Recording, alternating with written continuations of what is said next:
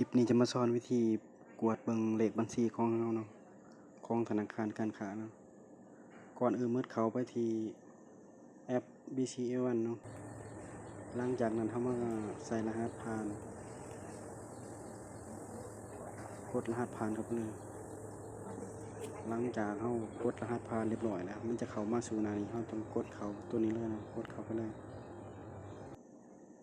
หลังจากนั้นมาเข้าข้อมูลบัตรกดเข้าไปที่ข้อมูลบัตรกดเข้าไปเลยเนาะหลังจากนั้นมันจะเข้ามาสู่หน้านี้เฮากดตัวนี้เข้าไปเลยกดเลขบัญชีเลยกดเข้าไปเลยมันจะมาเข้าสู่แสดงเลขบัญชีกดเข้าไปเลยหลังจากนั้นมาใส่รหัสผ่านเนาะรหัสลับของเฮากดรหัสลับเข้าไปเลย